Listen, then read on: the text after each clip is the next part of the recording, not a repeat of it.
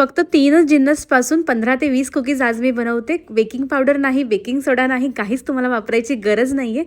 घरच्या जिन्नसपासून ह्या कुकीज पटकन बनवून तयार होतात, ते पण फक्त 10 मिनिटामध्ये. तर चला वेळ न वाया घालवता पटकन रेसिपीला सुरुवात करूया. आणि अशाच छान छान रेसिपी करता स्वरूपच किचनला लाईक, शेअर आणि सबस्क्राईब करायला अजिबात विसरू.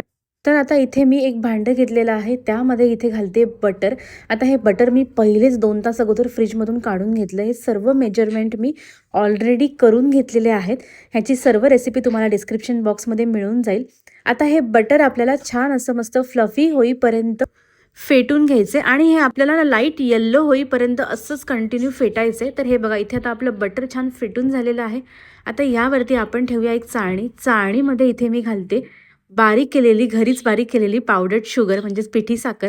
आता ही साखरसुद्धा आपल्याला व्यवस्थित अशी छान चाळून घ्यायची. साखर अजिबात अशी घालू नका.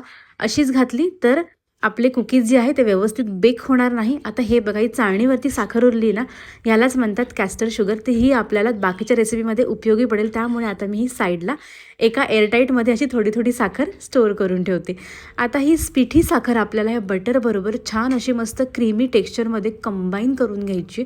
जोपर्यंत साखर पूर्णपणे बटरमध्ये मिसळत नाही तोपर्यंत असंच आपल्याला कंटिन्यू मिक्स करत राहायचं. ह्या प्रोसेसला 2 ते 3 मिनटं लागतात. आणि आपण स्टार्टिंगला बटर जेव्हा फेटलं त्या प्रोसेसला 1 मिनटं लागतो साधारण. आता परत एकदा आपल्याला चाळणी ह्यावरती ठेवायची आणि ह्यामध्ये मी घेतलेला आहे मैदा. तुम्ही ह्या जागी गव्हाचं पीठसुद्धा वापरू शकता सेम प्रमाणामध्ये. तर आता मैदासुद्धा आपल्याला व्यवस्थित चाळून घ्यायचे आणि आता थोडीशी आपण क्लिनिंग करून घेऊया. तर हे बघा बाउलमधला जो मैदा आहे साईडला तो आपण थोडासा बाउलमध्ये टाकून घेऊया.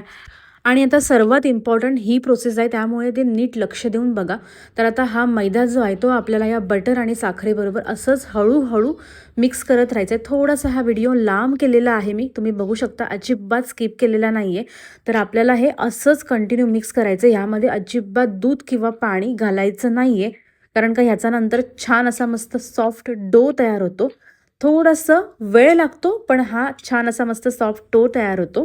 तर हे बघा अशा प्रकारे आता ह्याचा क्रमली टेक्स्चर होईल पहिले, त्याच्यानंतर ह्याचा छान असा मस्त गोळा तयार होतो. आता थोडंसं हे मिक्स केल्याच्या नंतर आपल्याला हाताने छान असा मस्त मळून घ्यायचं आहे, जेणेकरून हाताची जी ऊब असते ना ती पूर्णपणे गोळ्यामध्ये उतरते आणि त्यामुळे साखर अजून मेल्ट होते. तर हे बघा अशा प्रकारे इथे हा गोळा तयार होतो. ह्यामध्ये मी दूध अजिबात घातलेला नाही आहे, लक्षात ठेवा, तुम्ही सुद्धा घालू नका, नाहीतर रेसिपी पूर्णपणे चुकेल. तर हे बघा इथे आपला डो तयार झालेला आहे. हे बघा केवढा सॉफ्ट असा आपला कुकी डो तयार. तर आता इथे आपल्याला एक एक छोटे छोटे असे याचे बॉल्स करून घ्यायचे. तुम्ही हे बॉल्स मोजून सुद्धा करू शकता, नाहीतर घरातल्या चमच्याने सुद्धा मापू शकता.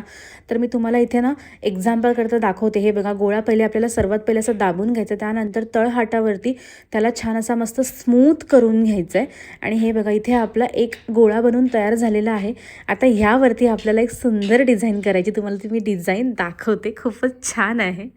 तुम्ही आजपर्यंत अशी डिझाईन बघितली नसेल आणि कोणी दाखवलीसुद्धा नसेल. तर हे बघा घरातल्या सुरीच्या साह्याने आपल्याला एकदम किंचित थोड्या अंतरावर असे काप करून घ्यायचे. म्हणजे थोडेसे त्याला असे ना वरतून काप मारून घ्यायचे, जेणेकरून आहे ना हे बघा छान अशी आपली मस्त कुकीला डिझाईन तयार होते. तुम्ही बघू शकता घरातलीच सुरी वापरली मी, काहीच बाहेरचं डिझाईन मोल्ड वगैरे काहीच घेतलेलं नाही आहे. तर हे बघा इथे आपला एक कुकी बनून तयार झालेला आहे.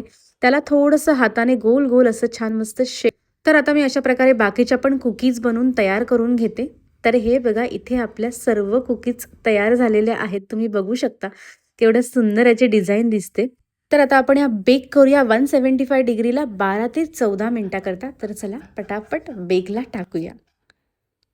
तर हे बघा इथे आपल्या बटर कुकीज बनून तयार झालेल्या आहेत. केवढ्या सुंदर दिसतात आणि त्याचा कलरसुद्धा केवढा सुंदर आलेला आहे. साधारण ह्या डोमध्ये 15 ते 20 कुकीज बनून तयार होतात. तर हे बघा आणि केवढ्या सॉफ्ट झालेल्या आहेत. तर रेसिपी आवडली असेल तर प्लीज माझ्या व्हिडिओला एक लाईक, शेअर, सबस्क्राईब करायला अजिबात विसरू नका.